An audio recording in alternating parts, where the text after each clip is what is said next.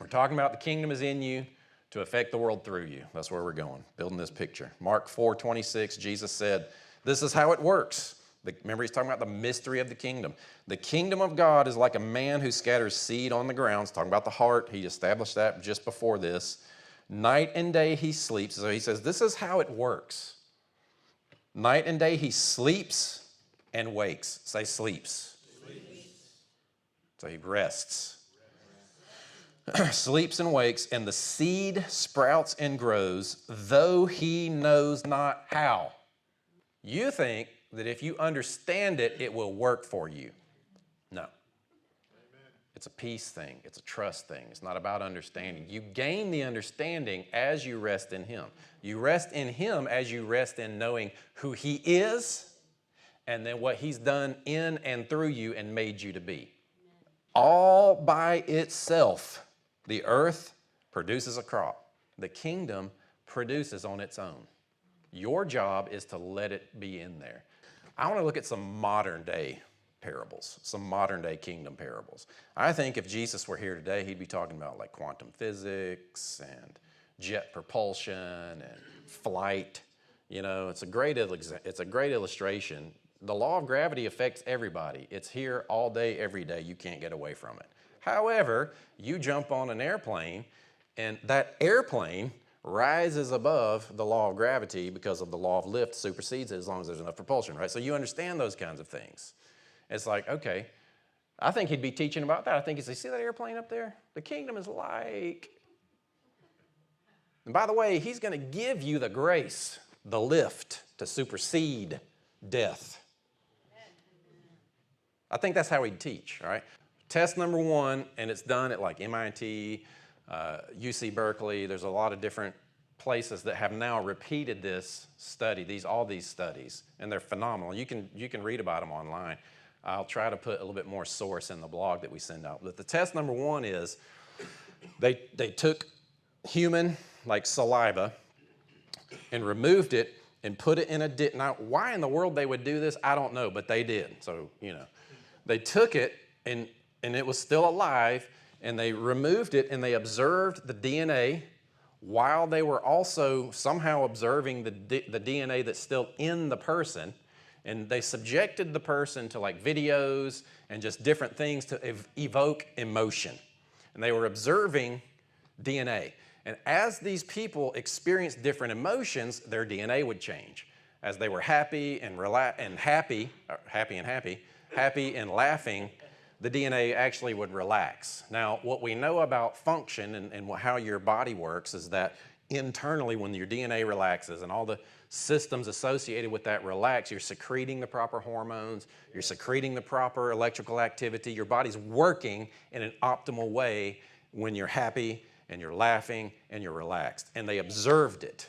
They saw that, okay, I'm gonna make you laugh, and as you laugh, your DNA responds. However, the DNA that was outside of the person also responded. The exact same way at the exact same time. Test number one came to this conclusion. Human emotion produces effects which defy conventional laws of physics, meaning their DNA was not touching them. It was separate from them, but it responded and reacted as they responded and reacted with no time difference. Interesting, right? That's impossible. Why? Well, there's this idea of this unified field theory that I'm not really going to go in today, but it's like everything is connected, and if it's part of you, it's still part of you. All right, so that's the first one. This is the second study that they did something similar, except they took white blood cells, observed the DNA within that. They wanted to see how far it would work, and they got up to 50 miles. I mean, how far is 50 miles? North side of Atlanta. Drove this guy's blood, subjected him to the same types of things, laughed, upset, and the DNA instantly responded exactly the same as that person's did that was still in his body. Interesting, right? So the conclusion that they came to that one is the donor and the DNA can communicate beyond space and time. Like, these are actual scientific conclusions that they came for. The third one has to do with photons and DNA. they wanted to study the effects of photons and just the created world on human DNA. You know, because they're always testing different things and seeing how the body subjects to how the body reacts subjected to different things. So what they did on this one is vacuum chamber with nothing but photons in it. They introduced human DNA. They wanted to see how the DNA reacted to the photons. Well, exactly the opposite happens. They introduced the human DNA into the vacuum chamber of photons, and the photons responded to the presence of the DNA. That's like you walking in a room and everything around it rearranges to vibrate how you are. If you know, it's like it rearranged based on the introduction of the human element. And it matched geometrically the frequency pattern of the human DNA. So in other words, if the emotion of the DNA changed, so did the photons. Not just the fact that the human DNA was present, but what the person was experiencing affected it differently. Humans affect the physical world around them. Now, the application is where you can get a little nutty. I want to apply a kingdom application to the scientific research that they found out that humans' living DNA changes the world around them. I mean, just think about that for a minute, all right? So now here's another study. This is the last one. This is called the double slit experiment. The double slit experiment observed particles on a subatomic or quantum level. And what they did was they wanted to see the randomness of how a particle would react based on this particular test they were doing. In essence, what they did was they set up, so imagine two doors side by side. We'll just use these two doors here. And if I were to shoot a BB gun, and we'll call the BB the particle, and I were to shoot a BB gun this way, if the doors were close enough where the BB randomly went through one door or the other, on the back wall, you would get a pattern. And it would be two stripes, right? Because it's particles, single solid BBs, just hitting that back wall. You'd get two defined areas of BBs, right? Are you with me?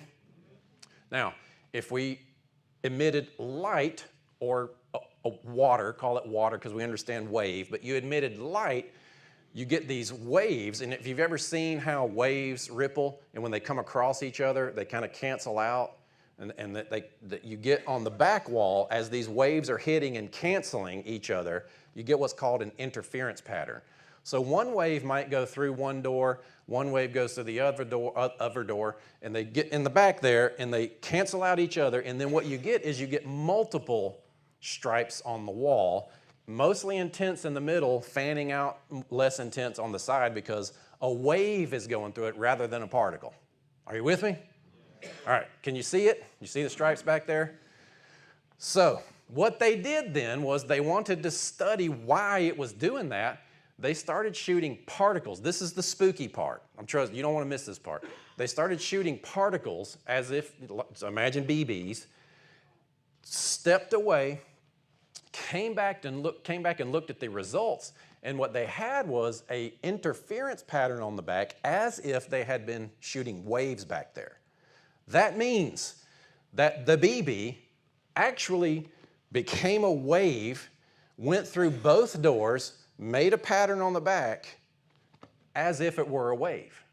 So it's like the BB became something that was not as solid as it was when it was shot out. It became something else, went through, and formed itself. Now they're like, wait a minute, why is there a wave pattern when we have particles that we're shooting? And so they put a thing on there to watch what was happening. Guess what happened? When humans observed it, it behaved like a particle. So in other words, it went back to a BB. That particle changed its form based on whether or not the humans were observing it or not. I told you, your brain's going to be smoking, right? Now, I don't understand that. It's verified scientific research. Go look it up. The double slit experiment. It's real. Everybody in physics acknowledges it. In fact, it's changing all of physics in general. But here's what we boil it all down to. The world responds to the presence of you.